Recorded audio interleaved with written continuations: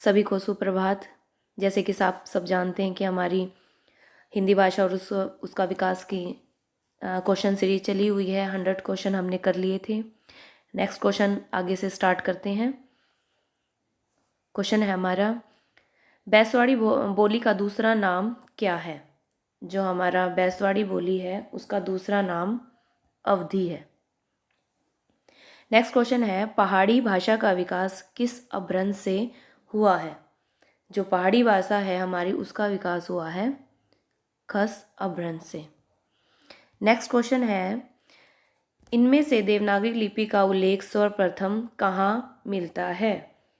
जो हमारा देवनागरी लिपि का है उल्लेख वो सर्वप्रथम हमें जयभट्ट का जो शिलालेख है उसमें मिलता है। नेक्स्ट क्वेश्चन है, वर्ण रत्नाकर इनमें से किसकी कृति है? वर्ण रत्नाकर जो हमारी है वो कृति हमारी है ज्योतिश्वर ठाकुर की। नेक्स्ट है, इनमें से दामोदर शर्मा की कृति कौन सी है? दामोदर शर्मा की जो कृति है वो हमारी है उक्ति व्यक्ति प्रकरण। अपभ्रंश का पहला कवि किसे माना जाता है? जो अपभ्रंश है उसका जो पहला कवि है वो हम स्वयंभू को मानते हैं। जो इनकी रचना है पयम चरयु वो इनकी अपभ्रंश की पहली रचना मानी जाती है। नेक्स्ट क्वेश्चन है, इनमें से गलत जोड़े को अलग कीजिए। विद्यापति कीर्तिलता, हेमचंद्र शब्दानुशासन, दामोदर शर्मा वर्ण रत्नाकर, राम सिंह पाहुड़ दोआ। जो हमारी कृति है दामोदर शर्मा वर्ण रत्नाकर ये गलत है। जो वर्ण रत्नाकर है ये ज्योतिश्वर ठाकुर की कृति है। नेक्स्ट है, अपभ्रंश भाषा का प्राचीनतम प्रयोग किस साहित्य में हुआ है? जो अपभ्रंश भाषा का प्राचीनतम प्रयोग है वो हमारा जैन साहित्य में हुआ है। तो क्योंकि जो अपभ्रंश है वो उससे पहले हमारी क्या थी, प्राकृत भाषा थी। प्राकृत हिंदी के बाद अपभ्रंश का विकास हुआ, तो उसकी प्राचीनतम जो रचना होगी हमारी वो कौन सी है? जैन साहित्य की। नेक्स्ट है, अपभ्रंश के नागर उपनागर एवं ब्राचड़ भेद किसने किए हैं? तो ये भेद किए हैं हमारे मार्कंडे ने। नेक्स्ट है, इनमें से कौन सी रचना अपभ्रंश का व्याकरण है? जो अपभ्रंश का व्याकरण है वो हमारा है शब्दानुशासन। ये रचना जो हमारी है ये हमारी है हेमचंद्र की रचना है। नेक्स्ट है क्वेश्चन, अमीर खुसरो का जन्म स्थान उनमें से किस जिले में है? जो अमीर खुसरो है उनका जो जन्म स्थान है वो एटा जिले में है। नेक्स्ट क्वेश्चन है, फर्रुखाबाद में बोली जाने वाली बोली का नाम इनमें से क्या है? ब्रजभाषा, अवधी, बुंदेली, कन्नौजी। तो इसमें हमारा आंसर होगा कन्नौजी। नेक्स्ट है, चैतन्य महाप्रभु का संबंध इनमें से किस संप्रदाय से है? जो चैतन्य महाप्रभु हुए हैं उनका जो संबंध है वो गौड़ीय संप्रदाय से है। लहंदा भाषा का विकास किस अपभ्रंश से हुआ है? जो लहंदा भाषा है उसका विकास हुआ हमारा पैशाची अपभ्रंश से। नेक्स्ट क्वेश्चन है, कौन सा कथन असत्य है? मराठी भाषा का विकास महाराष्ट्रीय अपभ्रंश से हुआ, बंगला भाषा अर्धभाषी अपभ्रंश से विकसित हुई, पहाड़ी भाषाओं का विकास खस अपभ्रंश से हुआ, सिंधी भाषा ब्राचड़ अपभ्रंश से विकसित हुई है। तो इसमें हमारा जो आंसर है बी वो असत्य है। बांग्ला भाषा अर्धभाषी अपभ्रंश से विकसित नहीं हुई है। नेक्स्ट क्वेश्चन है, इनमें से वियोगात्मक भाषा कौन सी है? इनमें से वियोगात्मक भाषा जो हमारी है वो हमारी है अपभ्रंश। नेक्स्ट क्वेश्चन है, अपभ्रंश जब साहित्यिक भाषा थी उस समय बोलचाल की भाषा कौन सी थी? अवहट, पाली, देश भाषा, हिंदी। जब अपभ्रंश साहित्यिक भाषा थी उस समय जो हमारी बोलचाल की भाषा थी वो हमारी क्या थी? देश भाषा। नेक्स्ट है, इनमें से कौन सी कृति राम भक्ति शाखा से संबंधित नहीं है? भरत मिलाप, हनुमानाटक, चित्रावली, रामाष्टयाम। तो जो इनमें से हमारी जो कृति है वो जो चित्रावली है वो हमारी राम भक्ति शाखा से संबंधित नहीं है। चित्रावली जो है वो राम भक्ति शाखा से संबंधित नहीं है। नेक्स्ट क्वेश्चन है, भला हुआ जो मरिया बिहिणी मारा कंतु, यह पंक्ति किस कवि की है? जो यह पंक्ति हमारी है ये हमारी है मुंज कवि की।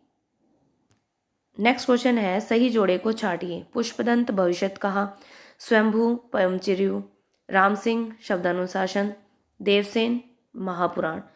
तो इसका आंसर हो जाएगा हमारा सही छाटना, हमने सही जोड़ा छाटना है तो हमारा है स्वयंभू पयमचिरयु।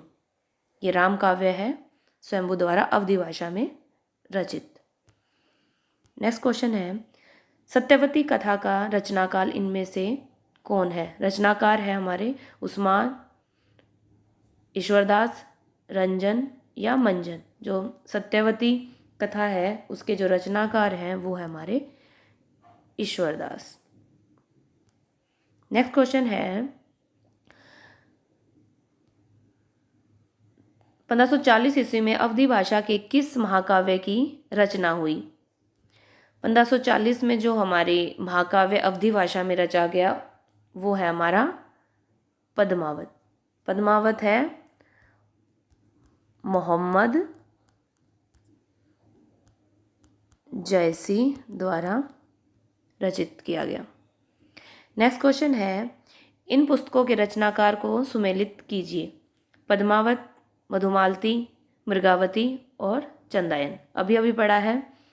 जो पद्मावत की रचना है वो कब हुई हमारी? 1540 में जयसी द्वारा। ठीक है। नेक्स्ट है हमारा मधुमालती। जो मधुमालती है वो हमारी हुई थी 1545 में।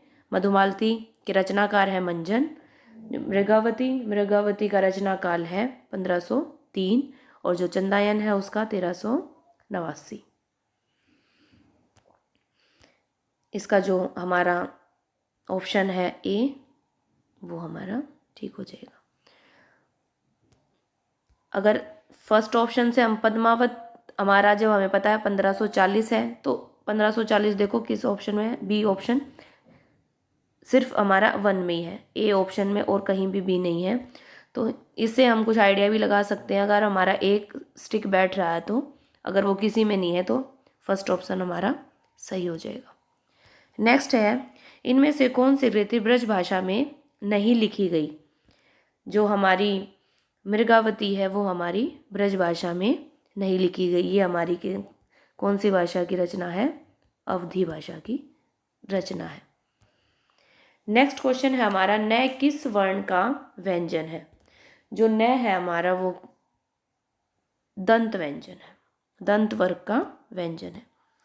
इंदु पत्र का संपादक किस छायावादी कवि ने किया था? जो इंदु पत्र का संपादन है वो हमारे जयशंकर प्रसाद द्वारा किया गया था।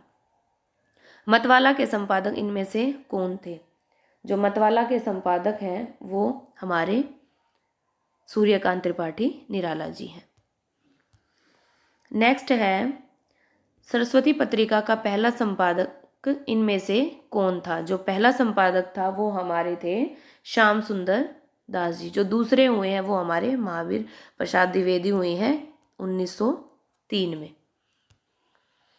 नेक्स्ट है, श्रद्धाराम फुल्लोरी किस प्रांत के निवासी थे? जो श्रद्धाराम फुल्लोरी हैं वो हमारे पंजाब के निवासी थे। नेक्स्ट है, निम्न जोड़े में असत्य को छाटिए। हमें असत्य छाटना है। राम प्रसाद निरंजनी, भाषा योग विशिष्ट, गंगकवि, चंद छंद बन्नन की महिमा, सदल मिश्र, नासिक के तोपाख्यान, मुंशी सदा सुखलाल, प्रेम सागर।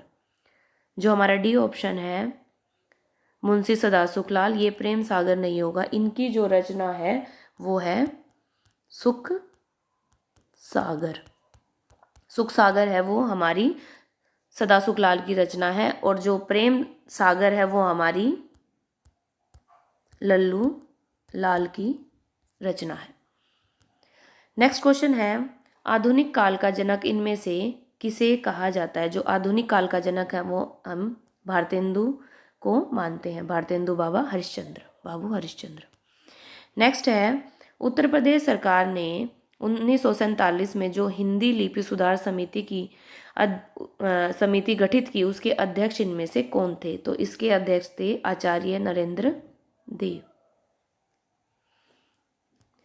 नेक्स्ट क्वेश्चन है, निम्न सूचियों को सुमेलित कीजिए। ग, ध, ल और च। जो हमारा ग है वो हमारा क्या है? कंठ व्यंजन है। और जो ध है हमारा वो क्या है? दंत। और जो ल है वो हमारा क्या है? अंतस्थ व्यंजन है। और च है जो हमारा वो क्या है? तालव्य।